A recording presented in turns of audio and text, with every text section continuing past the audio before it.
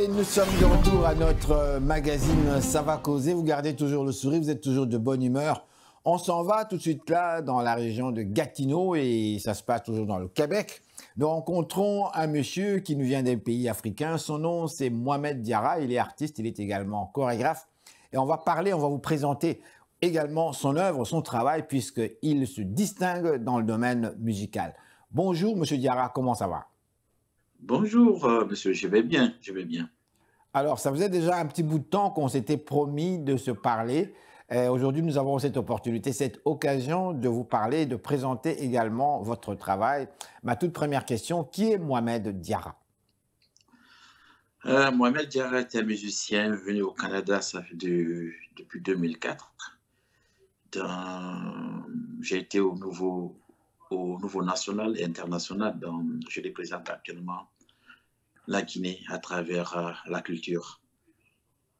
Et donc, quand vous dites que vous étiez au niveau national et international, vous parlez ici national sur le plan guinéen et Oui, évidemment international après, c'est bien ça? c'est ça. Lorsque vous nous parlez de votre art, on parle ici de quoi précisément?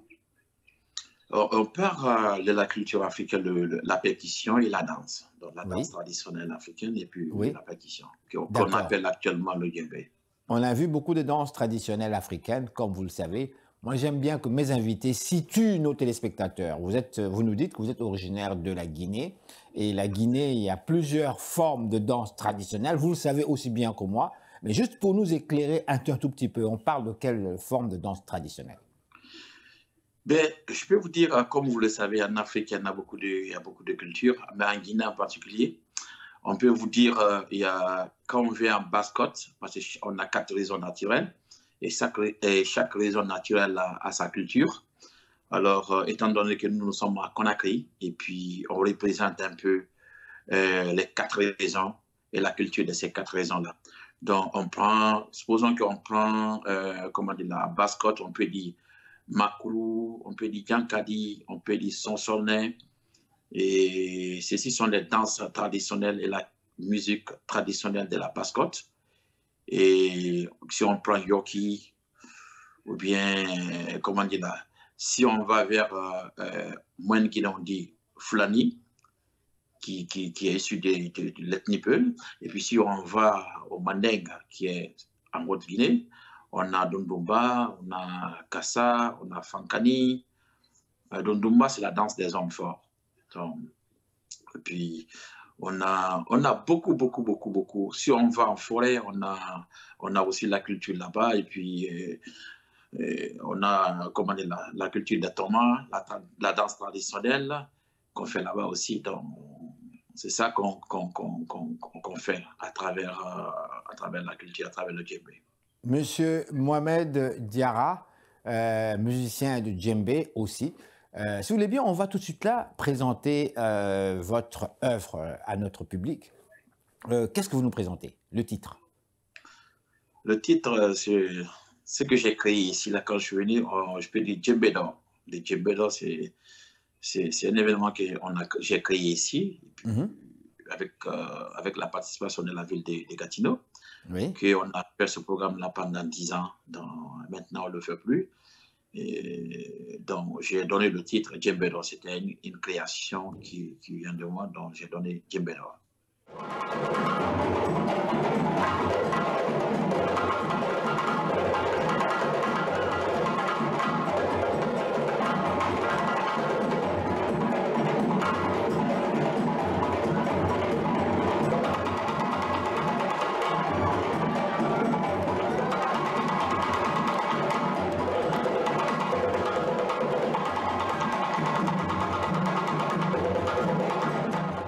Alors, Mohamed Diarra qui nous parle depuis Gatineau, on est au Québec toujours.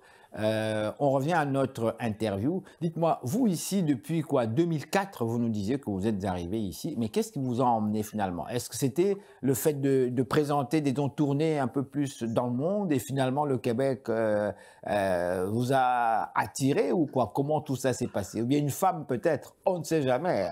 Le cœur aussi, Non, ça non, parle rien, beaucoup non, là. rien de tout ça. Et en fait, je suis venu ici en 2001 au au compte de la 4e jeu de la francophonie, et puis pour la première fois.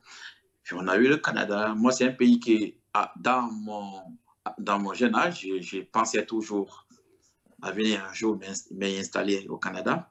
Et puis quand on est venu en 2001, on s'est retourné, et puis ensuite on a continué à faire des tournées. Et puis ensuite, on avait une tournée au Canada et puis les États-Unis. Et puis malheureusement, tous les tournées au Canada étaient annulées. Et puis finalement, nous sommes rendus aux États-Unis. Et après les tournées des États-Unis, et puis nous sommes rentrés en Guinée. Et là, bon, il y a eu beaucoup de problèmes parce qu'on étant donné que nous sommes des musiciens, jeunes musiciens. Et puis en plus, on était on s'est rébellé un peu parce qu'on était mal payés. Donc ça nous a coûté un peu ce que ça pouvait nous coûter. Puis ça m'a poussé à exiler un peu. Puis je suis venu m'installer au Canada. J'étais avant à Montréal, et puis oui, côté Gatineau, oui, j'ai rencontré une femme au festival Dieu d'Afrique. Et finalement, lui, il vivait comme à Gatineau. Et puis, moi, j'étais à l'époque entre Montréal et Québec, la ville de Québec. Et finalement, j'ai décidé de la rejoindre. Et puis, c'est ça qui fait que je suis à Gatineau. Et puis, depuis que je suis là, je ne suis pas bougé. Êtes-vous heureux là-bas, à Gatineau? Ah oui, oui, oui. Très, très, oui. Très bien. Oui. Oui, très bien. Ah, ben, je vais vous voir. Mais il y a une chose en fait, vous avez soulignée, que j'ai retenue, en fait.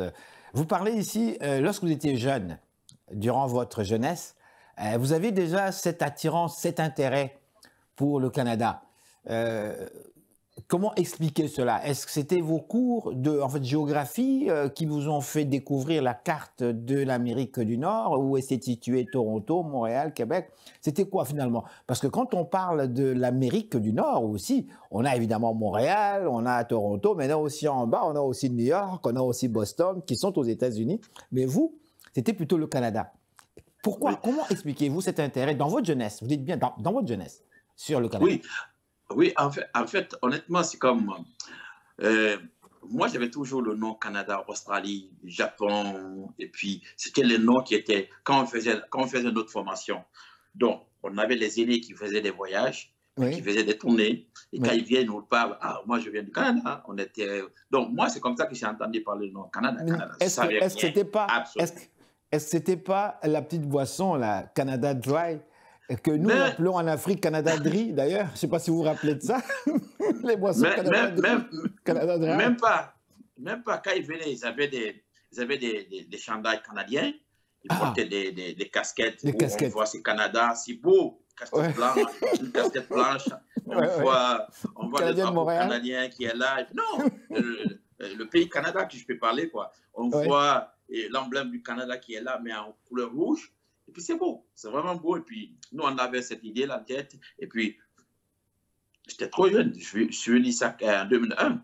Oui. Donc 2001, premier voyage, Canada. Oh. Okay. Mais trop jeune c'est quoi? Trop jeune, c'est quoi? 12 ans, 15 ans, 14 ans, 17 ans, 18 ans, 20 ans?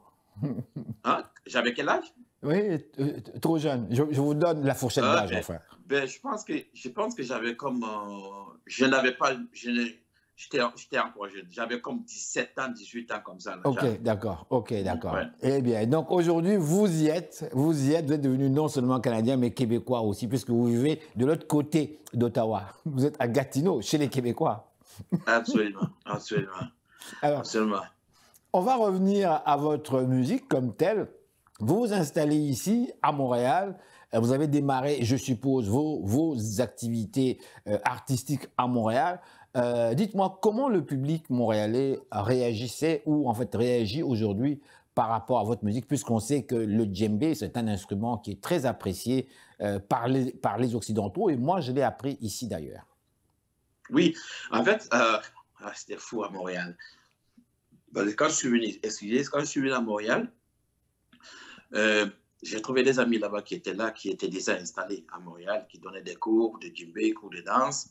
Il y avait aussi des Québécois qui prenaient des cours de danse et des cours de djembé. Donc moi qui venais d'arriver, donc on aime toujours les nouveautés, hein, donc c'est pas tout au monde. Je venais juste d'arriver, puis bon, avec le titre Ballet National, je venais d'arriver avec mon énergie, parce que quand on vient d'arriver de l'Afrique, En plus, il faisait tellement chaud en Afrique. Je viens ici, je trouve la température à moins et quelques là, j'étais incroyable.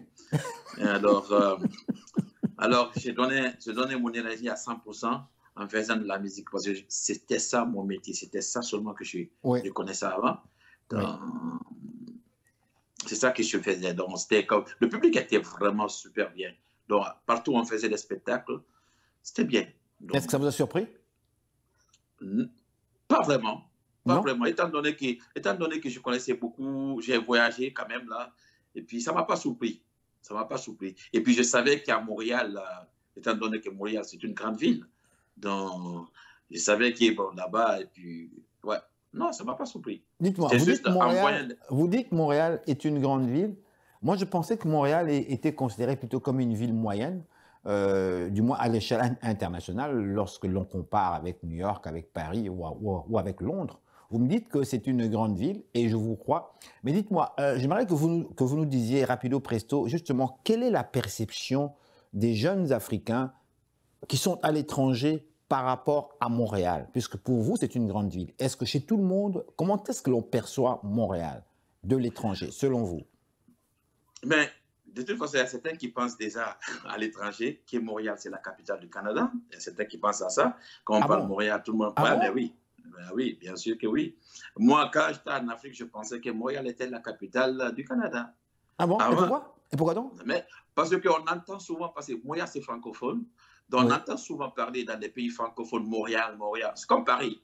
Paris, c'est pas si grand comme ça, mais souvent on entend Paris par les francophones. Ceux qui sont francophones, on parle souvent Paris. Et pourtant, si on compare Paris à Marseille, peut-être Marseille est plus grand que Paris, mais on ne sait pas.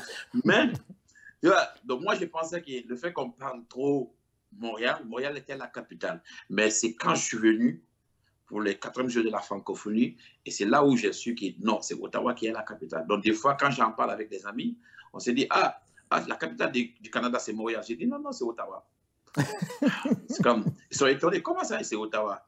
Ils ne comprennent même pas le nom Ottawa. Quand on leur dit Ottawa, ils disent que Ottawa, c'est où? Ils ne comprennent pas.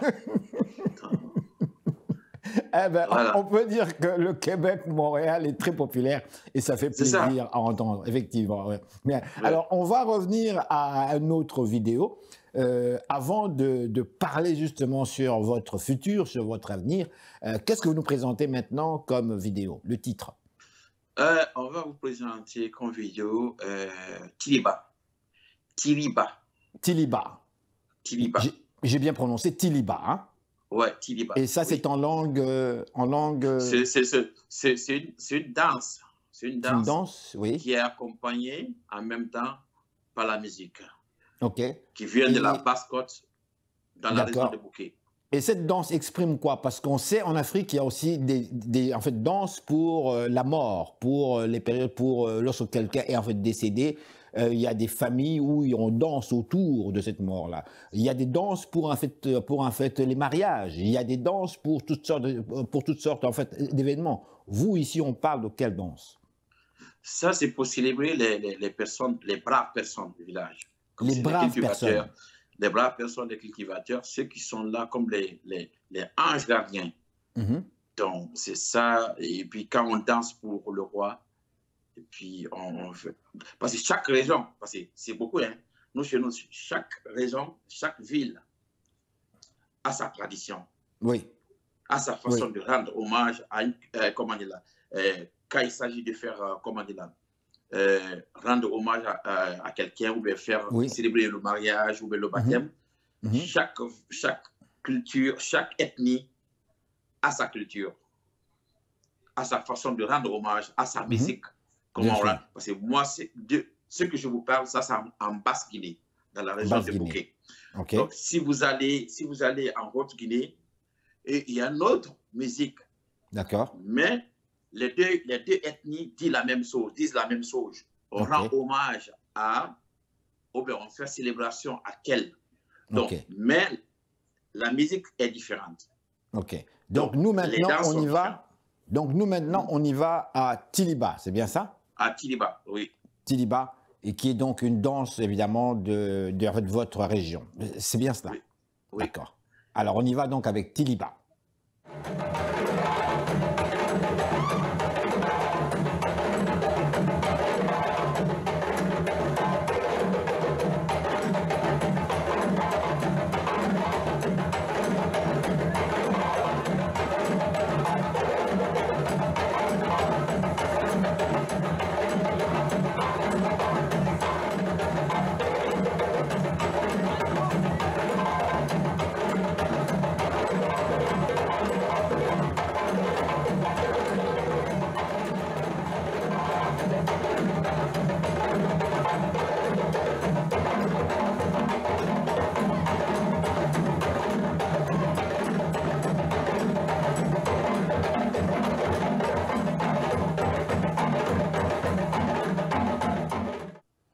Et voilà donc Tiliba, madame, monsieur, nous sommes actuellement en interview avec un artiste africain. Il nous vient de la Guinée, il vit dans la région, dans la ville de Gatineau.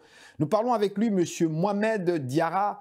Monsieur Diarra, on va parler maintenant de votre futur. Qu'est-ce qui arrive avec l'avenir? Est-ce qu'il y a-t-il des projets d'avenir puisque coronavirus, c'est presque terminé. On porte quand même des masques, mais quand même, la vie reprend tranquillement. Pour vous, qu'est-ce qu'il y en est? Ah oui, j'ai un projet, j'ai un grand projet pour parler, pour raconter comment dire, ma culture à travers un documentaire. J'ai déjà fait une demande au Conseil des arts du Canada et que j'aimerais, si je gagne le Grand Prix, aller réaliser un documentaire en Guinée sur ma vue culturelle.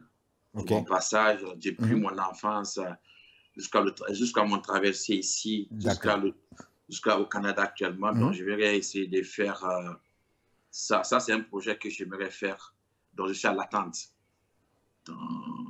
Ça, c'est un projet, un grand projet, et puis un projet de faire un nouveau CD.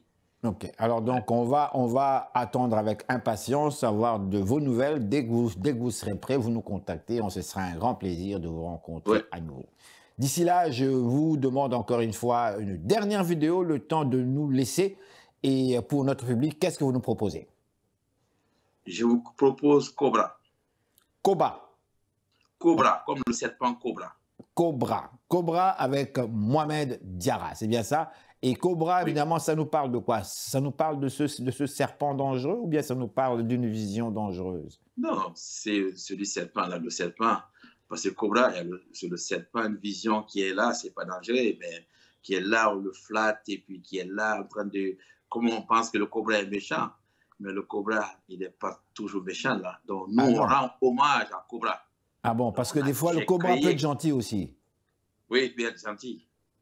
Donc, j'ai rendu hommage et j'ai créé comment dire, une musique et j'ai donné le nom Cobra.